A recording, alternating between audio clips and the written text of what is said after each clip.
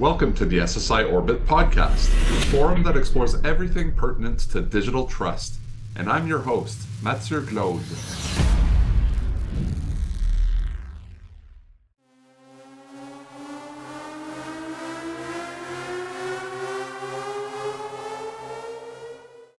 What I've enjoyed over the past few years in our conversations, Antti, is we've done, I think this is our third podcast together, um, which is cool. Is that the conversation is very much around adoption, and the adoption conversations are much less about technology conversations, but more about the business side of things. I would say that, and building the right incentive models and crafting ecosystems so that um, decentralized digital trust ecosystems work. And that's, I think, the biggest challenge we have today is just digitally transforming existing ecosystems to being able to adopt these things and making sure that we're able to find win-win-wins, or whoever's involved is getting more value than they are getting today in the current way that they're doing things.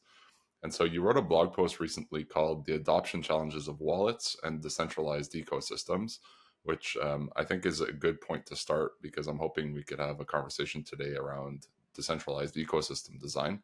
I think you have a lot of good stuff to say there. So for those interested, we'll link the blog post in the show notes. But maybe the first area where we could start around that is, how do you look at value chains for decentralized ecosystems versus centralized ecosystems, where a lot of the big networks have been created around kind of these two-sided marketplaces, and the value proposition for the demand and supply side of the marketplace is very straightforward to understand, and the business model for the platform provider is very simple to understand as well. So how do we look at the value chains that affect adoption for decentralized identity, and how do we maybe contrast that with the existing platform models of today? Yeah, thanks. It's again privileged to be here. Like you said, I think this is the third time I'm becoming regular.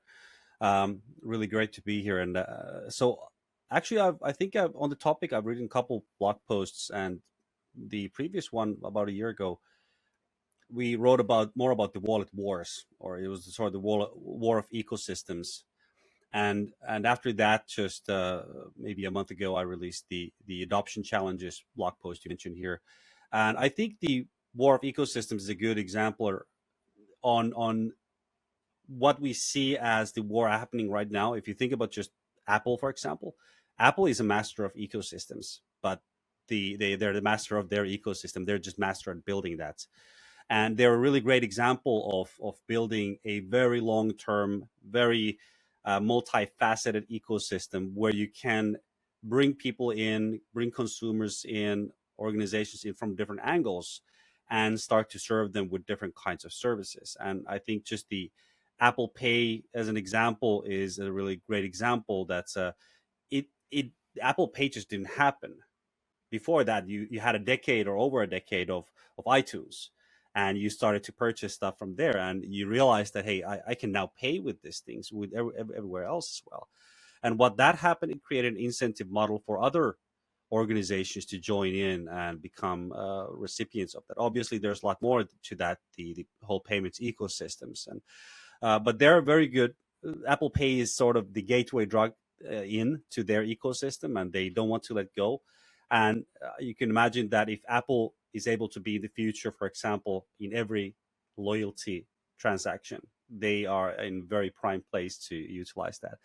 Other centralized models you can see, the easiest one to imagine are YouTube type of producer model, consumer model, where you can serve both sides. So that's the easiest way to understand. In order to attract consumers, you want to attract producers as well. And the same thing is any kind of gaming consoles. You want to get those exclusive relationships in order for customers to be attracted. And that's easy to understand because you have a platform, and everything you do to benefit your own business, your own value chain, and you control the value chain. You are the center. You're the solar center of that value chain. So it's very easy to understand. It is very easy to grasp, and all the efforts go into making that work. Now, if we think about that same idea in our well-known um, decentralized identity value chain, and we all know the issuer holder verifier model or relying party, which terminology you want to use, that is essentially a disconnected model. The problem there is that we think that we can sell that as a centralized platform. And the reason why we probably think that is that we may be a little bit naive in thinking that we want to provide, for example, privacy, or we want to enable the holder as a central party, that we all want good things to that. And in essence, it is like that. We are human beings. We rarely actually want bad things to other humans. But the point is that we're still doing business.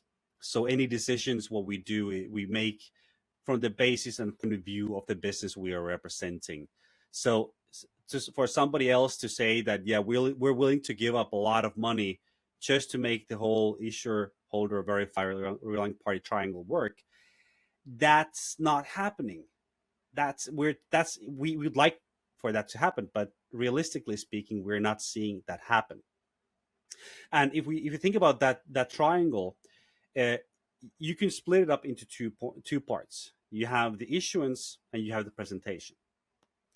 And I like to say that the value potential of this whole value exchange, credential exchange model, it starts from the issuance, obviously. So that's sort of where you string the bow. You string the bow and you hit the tension. That's the potential energy we're creating. That's the value potential we're creating there.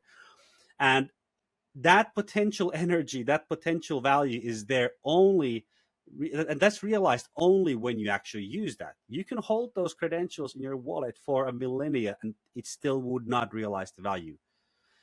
So there's no real benefits to the issuer there at all to give that out necessarily to give that out to the holder until the relying party realizes that, and until that ecosystem somehow produces value to the issuer as well. So we have two different value chains. Actually, we have two different value chains within this credential exchange model, where the one is the issuance, the one is the presentation, and these are disconnected. They have nothing to do with each other unless we create some kind of value chain on a wider or larger value chain that makes the issuer benefit from some of the relying party actions, or vice versa, or whatever other means of gaining value from the issuance happens.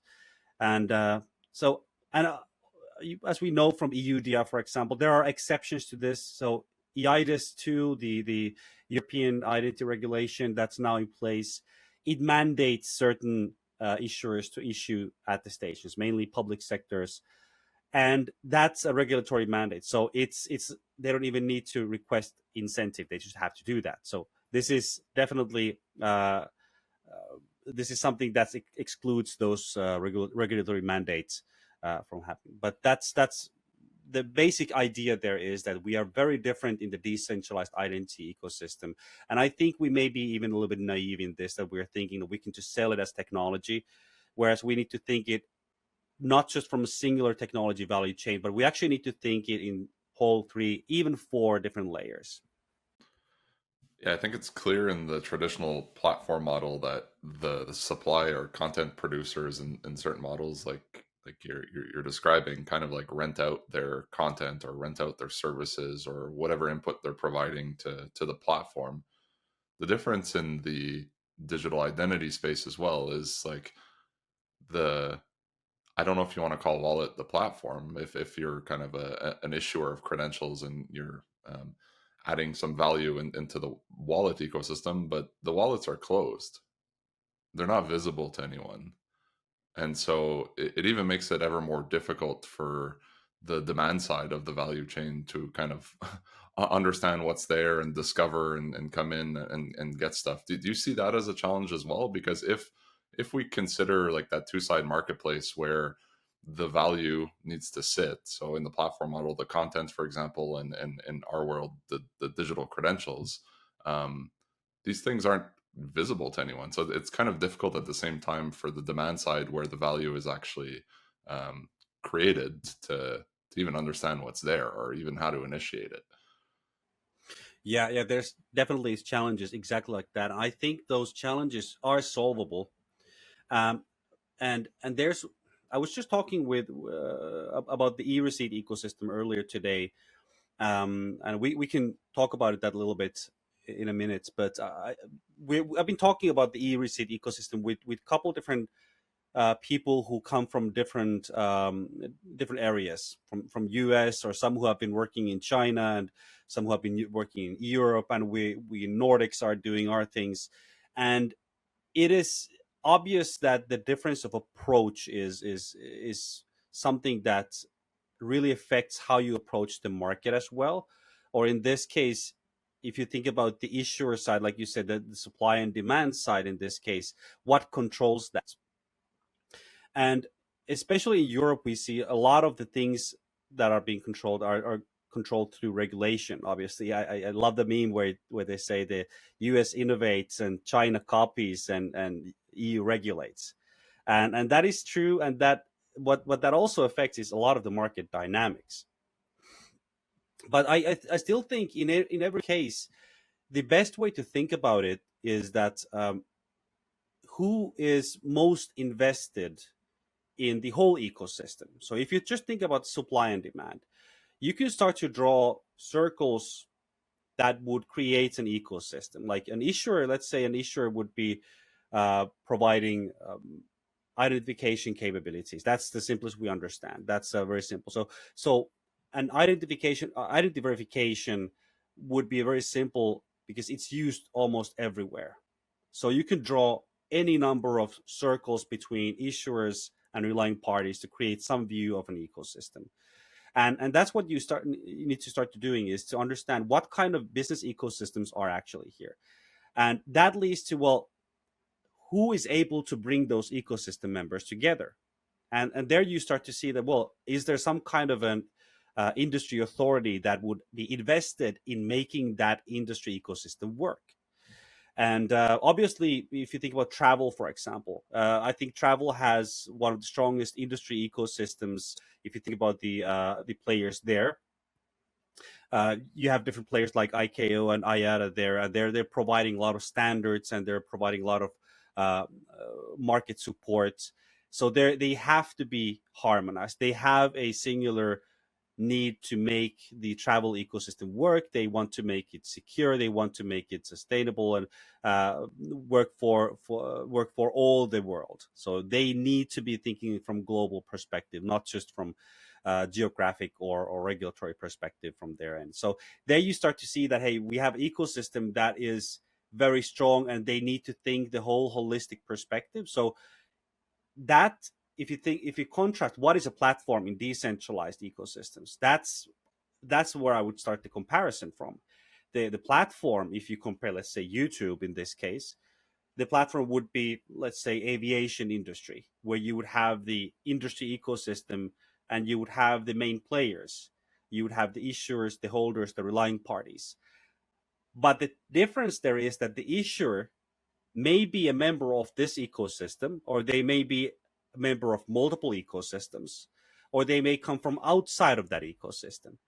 But the platform need is there. The decentralized platform need in this case being the whole industry ecosystem, that's still there. So it's up to the industry to coordinate this effort to make that happen. That we need the identification capabilities. We need to be able to have those passport issues capabilities, and who can provide them, and somebody needs to run them together. So I think that's the simplest example to think about, is the aviation industry, because they have a lot of coordination to do on that end. And yeah, but it's really interesting to think about it. That's how I would frame that. So when we talk about and think about platforms, supply and demand side, it's not about individuals. It's about framing that ecosystem and being able to coordinate the effort. Coordinate, not control. Coordinate. You mentioned Apple Pay as kind of a gateway drug, and it took a while for adoption. And depending on different geographies in the world, these types of payments systems that have different uptake. Um, do you see payment as being like a big enabler for these platforms or for these ecosystems as well? Because it seems like in a lot of use cases, even like the e-receipts one that you're describing, the whole lead up to getting a receipt is a payment. Um, the whole lead up to getting I don't know, an educational diploma is you need to pay to get it, type of thing.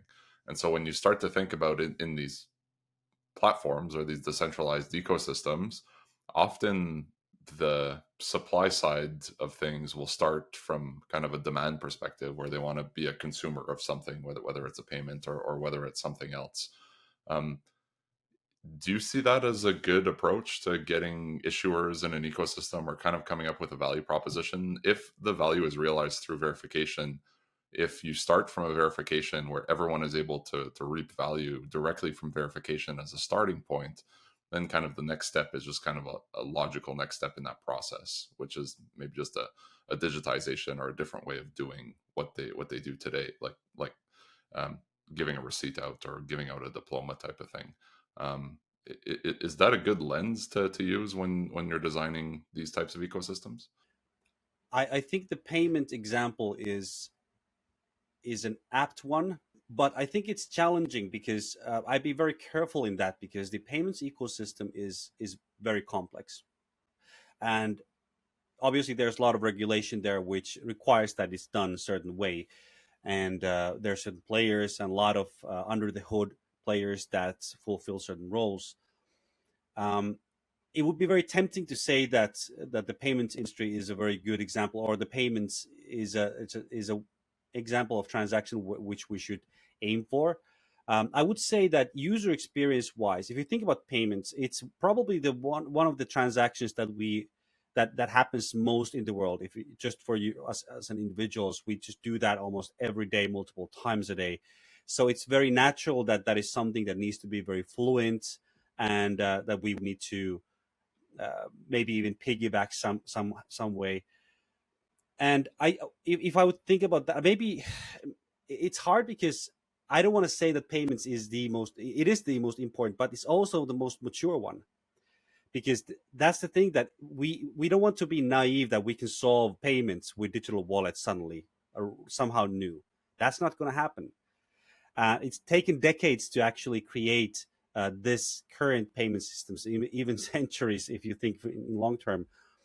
So, so for payments as transactions, I think it's a very good example of a very mature transaction, even in digital terms, that we need to learn from.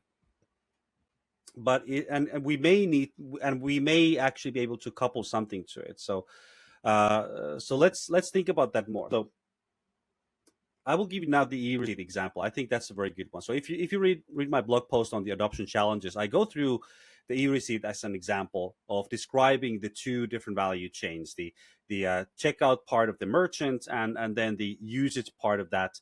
And I try to describe it in three layers. The first one being the technology layer, the value exchange model, credential exchange model that we understand, uh, and that is an example of just it's a framework of exchange of value. And if you think about payments have multiple of those already. So we're not creating anything new, or we are creating new, but we are not replacing the payments credential model for that. We're just creating one for credentials in this case. Then you have the business value chains, which are in this case the merchant value chain. Merchant cares only about their own business, so they want to make sure that their checkout flow is good and it's fast. So that's the place where you want to focus, that hey, we want to make sure that whatever happens, we don't slow down the checkout process, because that costs us money.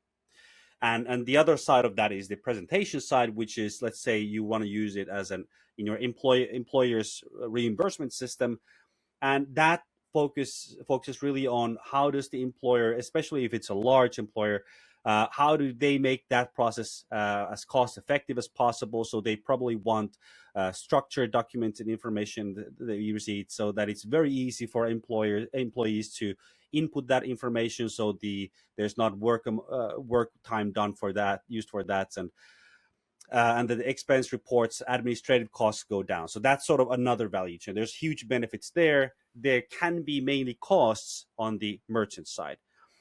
And then the third layer is the ecosystem value chain. And that is really the full value chain described from a higher level perspective, where you start to calculate that what kind of value does the merchant get as an impact in his business. So if their business is really about the checkouts, and we want to say that, hey, we want to bring in a new request of send me a digital receipt. And if we need to scan a QR code or do an NFC beep or anything like that, we will bring in another 5 to 10 seconds or something like that to the checkout, which will accumulate to huge numbers. So obviously the merchants say that, no, we're not getting anything out of this, so why would we do this? And then when we go down the value chain from ecosystem perspective, we see that, okay, that is a negative net impact, whereas the holder, the buyer or the employee in this case, would get positive impact because they get structured receipts. And this is sort of our naivete here, is that we think from the holder perspective, they get lots of good stuff. We also think from the relying party perspective, they would get a lot of great stuff because they get structured data from the receipts, they get automated processes, and they get a lot of administrative costs go down, employees are happier, etc. And so the further we go to relying parties, then we start to see a lot of positives happening there. Now, if we think of this, so it's -1 for the merchants, it's +4 for the employers, it's a huge imbalance. And now let's get back to the transaction, the payment. So one way to think about this is that, well, how can we turn the negative net impact of the merchants? So because if we want to include issuance of an e-receipt to the merchant process, so their business value chain, we need to create something that turns their negative impact to a positive impact, because we want to introduce the wallet. And there are a few ways of thinking this. One is that if we look at only that singular value chain, we can bring in new stuff with the wallet. And this is where the transaction or payment comes. Well, can we somehow bring in other things, other information with the payment transaction? And this is, I think, the interesting part is that how valuable is the payment transaction? Can we inject or can we utilize that for certain other things?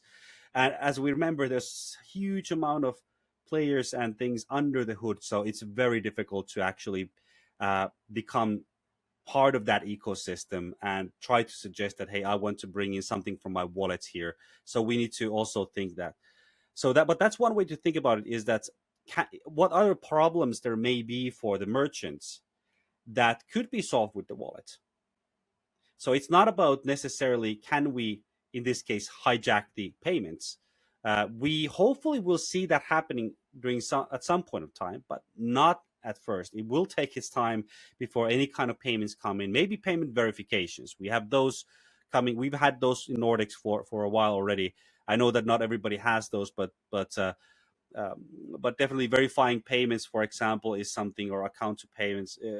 They're something that could be utilized through the wallets. I'm going there, definitely. I'm not a professional in that area, but using the wallet technologies to, let's say, chain capabilities that merchant would benefit from. So you would have maybe age verification for any kind of products that require that. You would need maybe some kind of proof of discounts. Or maybe you want that receipt address there, or maybe if this is an online delivery, maybe you want just a physical address. Where shall I deliver this? So these are all things that will slow down the checkout process and make it so that the merchant wants to optimize this. So if we can provide a valuable asset in the digital wallet transaction, which includes not only the payments but also other things, that may be interesting. So I think that's the thinking here when we think about only the singular value chain. It's always about what can we provide, what kind of value we can provide for this particular type. If it's an issuer, if it's a relying party, if it's some kind of a wallet provider, what is the value there? And think always from their perspective, because if we can't get them in this case, the e-receipt issuers, the merchant as e-receipt issuers, we don't have an ecosystem. So we can't realize any of the value for any of the users, even if there's hundreds of users of the e-receipts that would benefit from them. We don't have that unless we get the merchants in it. So that's why it's not about the payment necessarily. It's about the user experience of what happens in this case with merchants. Payments are part of that. And I think if you can bundle the payments with everything else, you start to get a valuable package, because the payments is something that not many the payments is something that you can do with Apple Pay, for example, but Apple cannot bundle everything together. They would want to, but they can't necessarily. In some cases, they can bundle already probably age verification, but the receipt stuff, and if we want to go to the Apple ecosystem, yeah, they probably want all that data. And it's now up to us to see if we can create a better option here, a better alternative. That was quite interesting, and it made me think as well, like these big platform providers, whether it's Apple that provides Apple Pay or similar thing on Android through Google type of thing. Like the other thing that it made me think about with the e-receipts example is they actually own your identifiers that you will often get the receipts sent to in a digital way as well. Like if when we check out of a hotel and we get our receipt, it's sent to our email. And in a lot of cases, it's Microsoft emails, it's Google Gmail emails, it's Apple emails. So they also own all of our identifiers really in a digital sense today. And then I don't know what your thoughts are on this, but an assumption that I'm making in the near term is that the wallets that are going to be used for high integrity credentials coming from governments are going to be government wallets and or Apple, Google wallets type of things as well. And so it makes it difficult to think as well, like where do we start taking control of our identifiers, or how do we start using identifiers that aren't bound to these, if I could call them platforms, that we could then start to use within our different ecosystems. Does the way the wallet space is going concern you a little bit to achieve what we're trying to achieve here with decentralized ecosystems? That is a terrific question, a supremely hard one in my opinion, because that sort of we need to face the reality in that. Um, you're absolutely correct that I always try to simplify to some people that identity is essentially identifier management. Uh, yeah, that's if you want to really simplify, that's exactly what it is you need to control the identifiers, and then it's about who controls the identifiers or who creates trust towards the identifiers. I think that's a good question. um,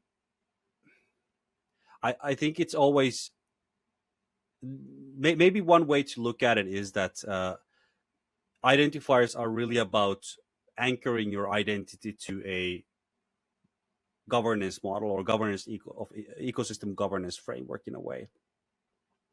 And like we do in self-sovereign identity, it's all about managing your identifiers. So it's not about somebody creating for you the identifier, but you creating your identifier for them, which gives you the control, right? So that's really what we've been fighting. I'm also part of some of the large-scale pilots, the EUDI large-scale pilots, and we've been looking at the design of the EUDI wallets, and we've been trying to advocate for the use of DIDs or other types of identifiers that are user-controlled. And I think that's really a key thing there, is that you need to be able to control your identifiers. But then you have another problem, is that even if you have a wallet in this case, or any kind of device that allows you to control your identifiers, and that's sort of the control that you have of yourself, of your identity. But there's the other side, which is that the ecosystem members want to make sure that the parties that are involved in the ecosystem are also somehow vetted or somehow agree to certain governance requirements via contracts, agreements. So it means that not all wallets are actually part of all ecosystems. Even if you would have the protocols and that sort of the technology is something weird that we don't even need to discuss that. So the technology, um, interoperability is a huge thing as well. But even if we would have those bases covered, even if we would have full technology interoperability, we still need to think about the ecosystem level interoperability in terms of, is this wallet provider allowed to work with us in this case, in this particular ecosystem? And that's, for example, in the EUDI ecosystem, we'll see that there's the trust service provider model is there for this purpose specifically, is that there are parties that are audited. They are being confirmed that they have certain level of technology and they fulfill certain technology requirements. And only after that, they're allowed to be part of the EUDI ecosystem. Now, if we start to think of that, let's say in banking ecosystems, I say I want to bring my identifier to the banking ecosystem. So obviously banks are not willing to trust each and every wallet provider, whatever the reasons may be.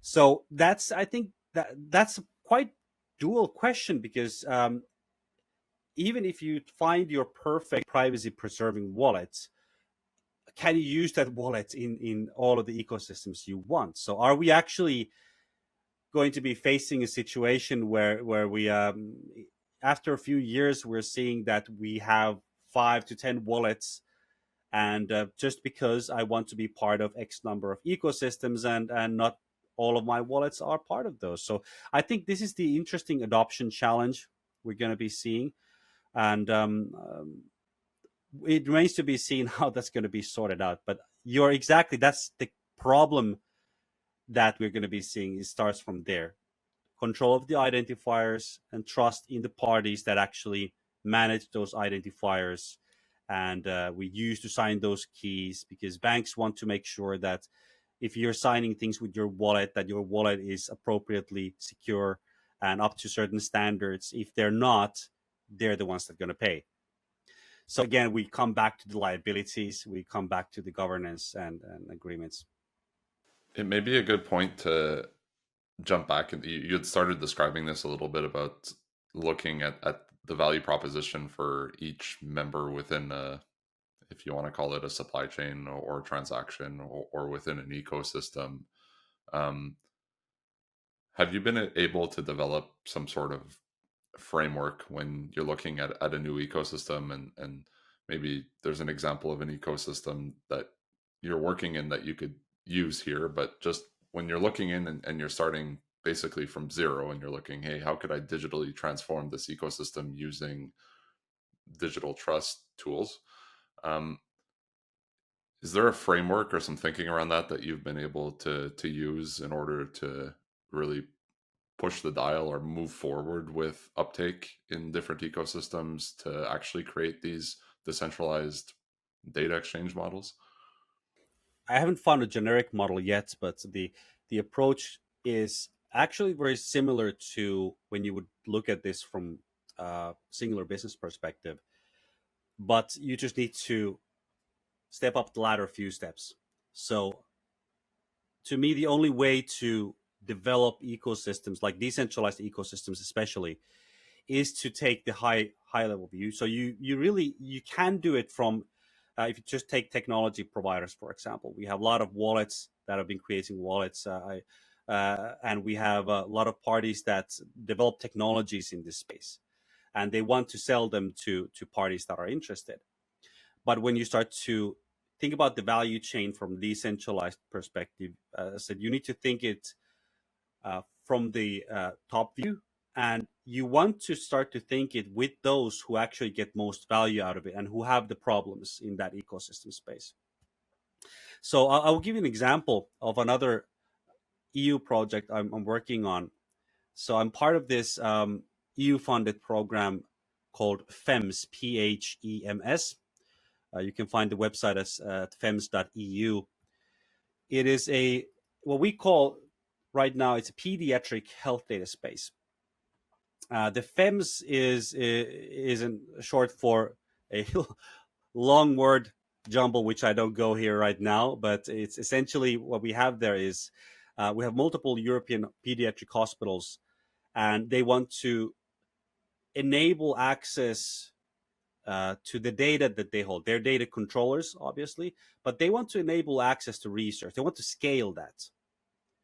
And they have a challenge because they currently how it's done is that each hospital, each data controller provides access to researchers, whether they are researchers from universities, whether they're researchers from pharmaceutical companies or whatnot. They provide access through their own system that they control. Is called secure processing environment. So essentially, it is a just sandbox, or it's an environment with no access out. So you can't copy anything out of that. So it's very limited on what you can actually do in it. And within that space, they give some access to some data, which has a specific permit processes done before you actually even get there. So it's a very very meticulous process to gain any kind of access to that. Before you even get into the secure processing environment, you need to define what are the cohorts you want to be using, what is the research for, and what are the ethical things, ethical challenges, and the whole data permit process is very long and very meticulous. And each data controller holds their own secure processing environment. So you can imagine, especially if you work with rare diseases, you will have the situation where one data control's data is not enough for you. You want access to multiple ones. But none of the permit processes or permit applications or data models are harmonized. So you have to maintain the process as a researcher to all of these.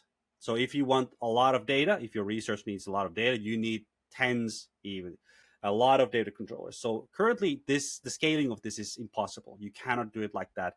I have no idea how they do it, right? And in practice, the scale, if there's any research that actually has scaled that far, or how long does it take? I know that for some, it may take months to go through the data permit process, and a lot of iterations and manual work. So what we do in this FEMS program is a pediatric health data space. And what we have in the vision, we started essentially from the problem space of defining what is the problem in this ecosystem. They have already their own, the European Children's Hospital Consortium. So they were sort of known to each other. It was a very good starting point. The data controllers knew each other. They knew they had a similar goal of scaling things out. They had different maturity levels. They still have different maturity levels in terms of technology, but they had the need and want to work on this and start to scale this. So their problem was more about how do we scale this and make it decentralized so that our work as data controllers doesn't grow. But if we can scale the amount of research and ease the access to our data, we know that everybody wins. The products or researches that come out of this become better. They land faster. If we do this right technologically, the manual work in each data controller goes down, and so it means that the operative costs go down. So there's a lot of win-win things there. So we started to map out this thing. So we started to map out what is sort of the benefits that we can derive from this, and we got multiple benefits out of this to data users essentially. Because who gets the benefit? It's not the hospitals. The data controllers get some benefit through the easiness of that. They get more tools, they get costs down, but the real benefactors of this is the data users, the researchers, or the universities or companies making validation to their algorithms or these kinds of things. So then the question is that in this ecosystem, we have the issuers, in this case, the data controllers, and the other side of the table are the data users, which would benefit a lot from formation of this kind of ecosystem. So what we did there is that we started to design that what is needed for each data controller to be able to accept certain common rules, certain common processes, so we can harmonize things. We need to harmonize data models, obviously. We need to harmonize the applications of the data permits. We need to harmonize the processes that we go through, and then we need to start to think about the liabilities. So in this case, the data users, instead of going to one data controller, They actually just need access to a workspace that is trustworthy. So instead of controlling each process with each data controller, separately, going to their secure processing environments, we wanted to create a model where the data users have only one workspace, which acts as their interface to the network. So that could be imagined that is a type of wallet for them, for example, that they're using, or maybe even a different type of service that creates value in this ecosystem. And so in this case, it's about the data controllers being able to trust the other side of the table, the workspace, and while ongoing these data permit processes, proving that we had valid research, proving that I'm a real human being with certain credentials, so authenticating myself maybe with a wallet, and then proving that our ethical practices are okay. We have the correct permits in order to execute this. The data cohorts we need are approved by data controllers. Let's say one data controller approves all of this. Then the next data controller, let's say the first data controller comes from Finland. Then maybe the next data controller, let's say from UK, or let's say from Netherlands.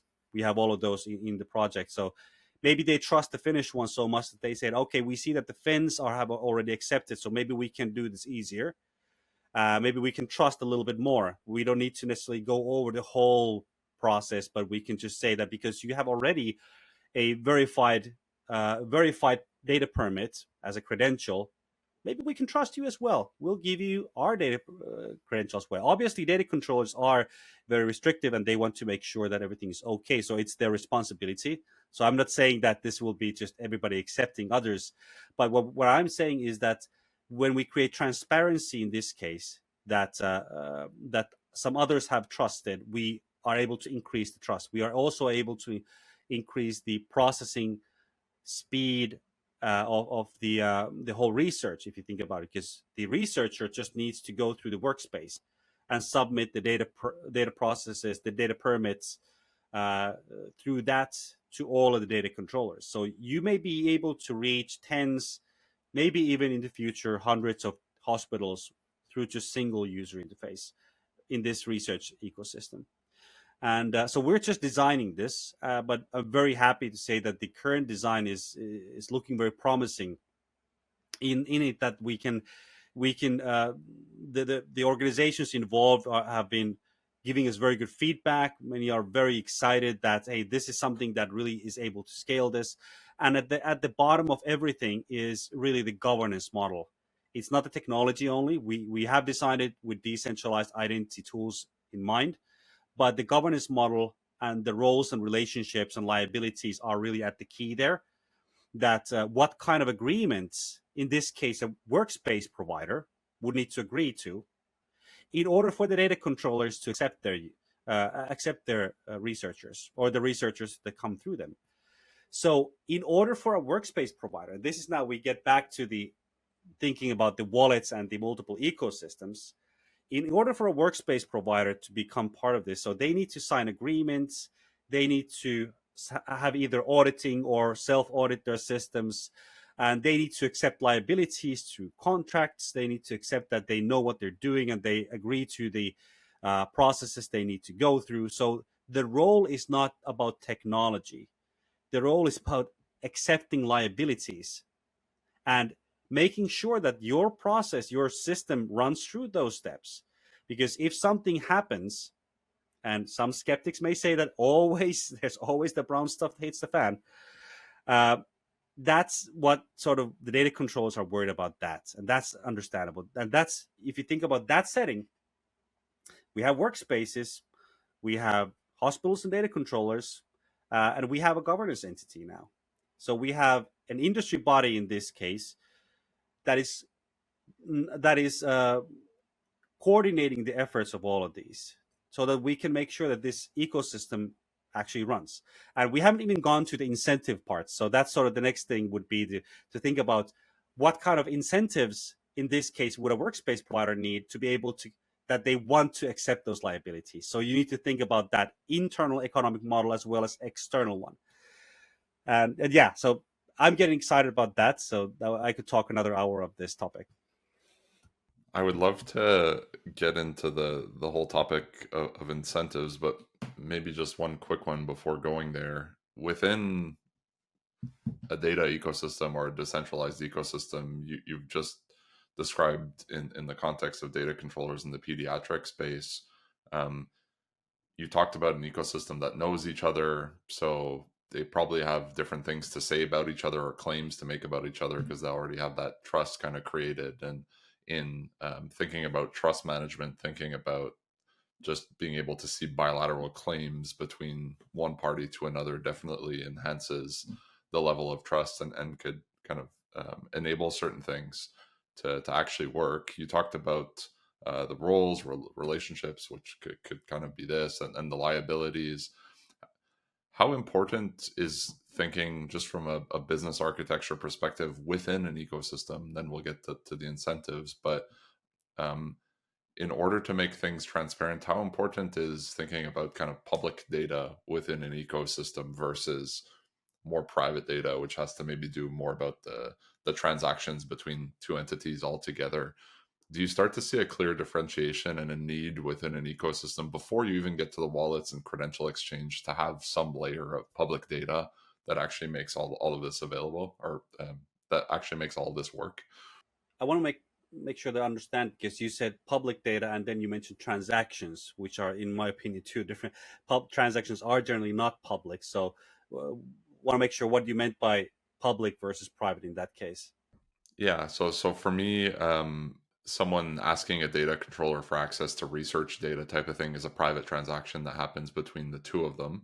But in order to enable that private transaction to happen, they all need to be on the same page, basically, and they have to be on the same page about what the roles are, what the liabilities are, just the overall governance. So that underlying layer that I just described in the second half of this, is there a need for this stuff to be transparent, public, open to either to the ecosystem together, or even if there is a need for participants or technologies from other ecosystems to interoperate or collaborate with it? Is there a need for a specific data layer to be public or open to even enable these more private transactions to happen?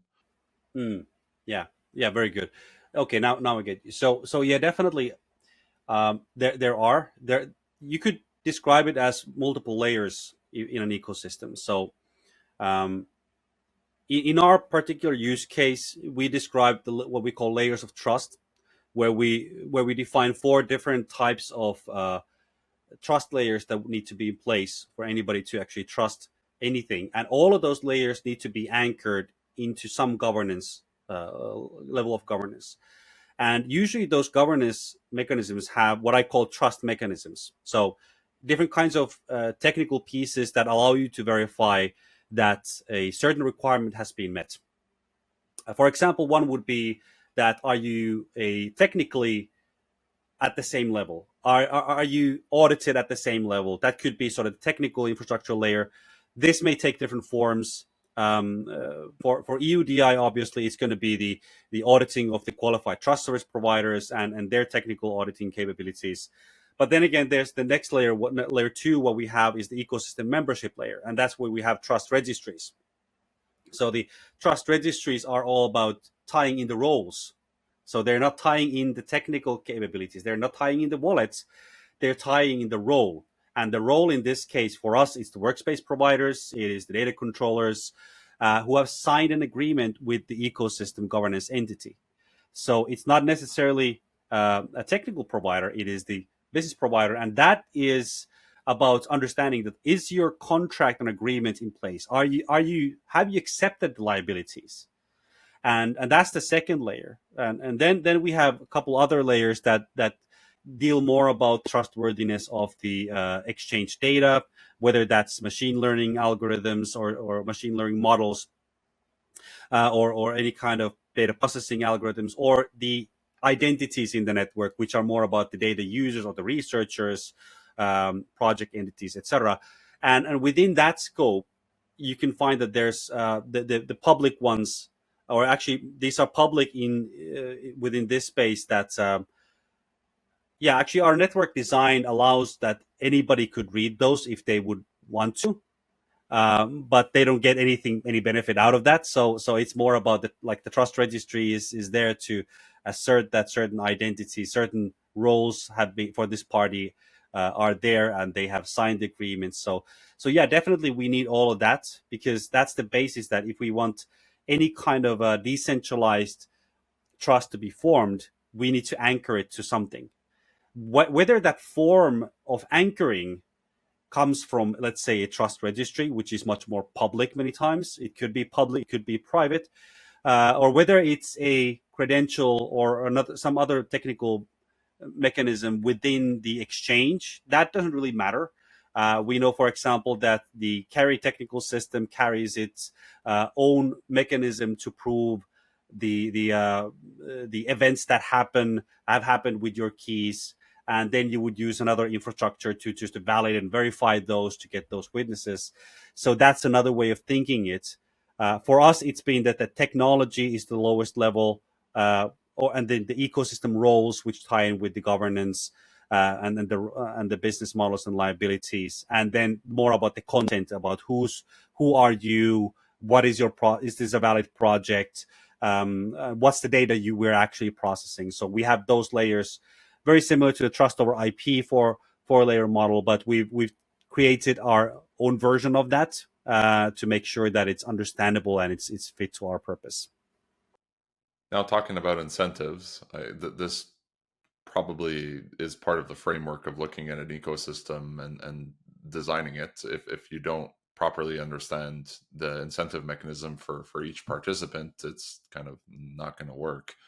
Um, so you could potentially imagine, and I don't know if this could be turned into a framework, which could be turned into some plug and play model type of thing, but um, different members in a value chain are going to reap different benefits on the type of transaction that is happening, and then there's going to be multiple types of transactions happening within an ecosystem. Is there a scoring mechanism? Could you add and subtract from one another, like that? Because you can imagine if you're trying to transform a process, you'll see, okay, like these participants are clearly benefiting a lot, but these ones, it's either zero or it could even be a negative. Is there a way to balance these things out and to create just a positive score overall around just incentives for different members to actually participate so that they're willing to do it? Yeah, there are, and I used it briefly in the blog post we mentioned earlier. And I would love to say that I've come up with these kinds of things, but no, there are a couple great books that I definitely want to recommend. I think I recommended this earlier as well, from Ron Adner. The Wide Lens is just a really great book that dives into the theory of everything. So that could be constituted as some kind of a framework. Um, uh, it doesn't really provide how you start to find out the value for each, but it just gives you some tools to be able to map these out. And I've used and modified some of them just to understand the very basic idea uh, of for each member of the value chain, understanding what is the relative cost, what is the relative benefit, and just subtract those. And you have essentially the impact that you're looking for. Is that, are we in net zero or net positive or negative? And those kinds of tools are available. They're also available through ronadner.com, their website. So shout out to Ron Adner. But I do recommend the book, The Wide Lens. Very good book. He also has another one which is excellent, Winning the Right Game. So there's a lot of great frameworks for that kind of thinking, and I've been using and utilizing them, especially just to question my own thinking, because many times when we fall in love with our ecosystem, we become very blind. So these are very good tools to try to piece together what is the reality. And there are certain, what Adner tells also, that are reconfigurations of the ecosystem. And but that's sort of very painful, because, and that's why you need to think it from high level up, because this is the part where you rarely can actually make huge impact by yourself. Um, that Well, yeah, okay. Maybe in some case, if you think about an ecosystem that have been disrupted, like the Airbnb, for example, being a great example of disruption of the hotel industry, and they essentially were a completely new player that disrupted everything. They said that, yeah, we have here a lot of apartments that we could rent out, but we don't own any of them. So they by themselves reconfigured the ecosystem.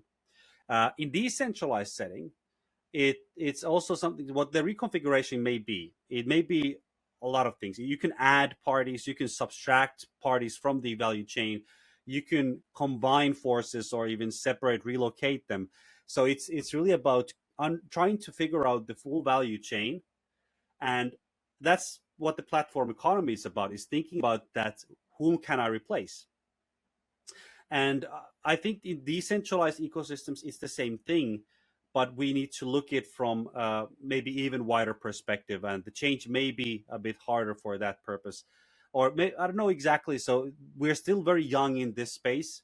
That how would different kinds of decentralized ecosystems, how they're able to disrupt the current ones, or could somebody disrupt an existing decentralized ecosystem? So there are a lot of tools there available. But as I said, that the theory comes in that book. So in Ron Adner's Wide Lens, I do recommend those if you're very interested in those, and definitely something that we've been working on for a while as well. Just to think every time when we're looking at an ecosystem or potential ecosystem, we actually evaluate it like this: that okay, who's the issuer, who's the relying party, who should be the holder, like business wise.